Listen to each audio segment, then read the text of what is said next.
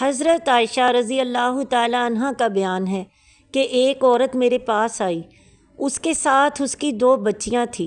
اس نے مجھ سے سوال کیا، میرے پاس ایک کھجور کے سوا کچھ نہ تھا، میں نے وہ کھجور ہی اس کو دے دی۔ اس نے کھجور کے 2 ٹکڑے کر کے دونوں بچیوں کو ایک ایک ٹکڑا دے دیا اور خود ذرا بھی کچھ نہ کھایا۔ اس کے بعد جیسے ہی وہ نکلی، رسول اللہ صلی اللہ علیہ وسلم دولت خانے میں تشریف لے آئے۔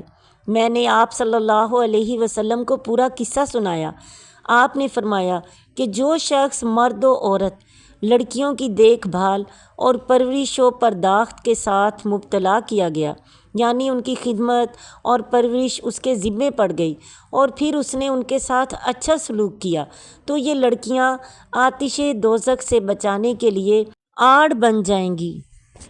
اس حدیث سے معلوم ہوا کہ حضرت عائشہ رضی اللہ تعالیٰ عنہ کے پاس صرف ایک کھجور کے سوا کچھ نہ تھا، انہوں نے ایک کھجور ہی دے دی، کم و بیش کا خیال نہ کیا۔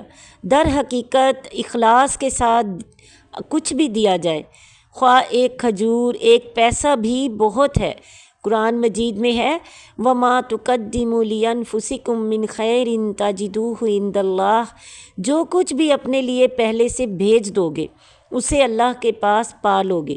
جیسے کہ حدیث میں ہے، رسول اللہ صلی اللہ علیہ وسلم نے ارشاد فرمایا کہ کھجور کے برابر بھی حلال کمائی سے جو شخص صدقہ دے دے تو اللہ تعالیٰ اس کو بڑی قدر کے ساتھ قبول فرماتے ہیں۔ اس حدیث سے دوسری بات یہ معلوم ہوئی کہ لڑکیوں میں برابری کرنا، کہ دونوں کو برابر آدھی آدھی حصے میں دی اور ان کے ساتھ انصاف سے چلے، یہ ایک بہت بڑی بات ہے کہ لڑکیوں میں فرق نہیں کیا، ان کی پرورش میں، ان کے رہن سہن میں برابر رکھا اور اچھی تربیت کی۔ تو پیارے نبی صلی اللہ علیہ وسلم نے فرمایا کہ یہ لڑکیاں اچھے سلوک اور انصاف کی وجہ سے اس کے لیے جہنم کی آگ سے بچانے کے لیے آڑ بن جائیں گی۔ سبحان اللہ۔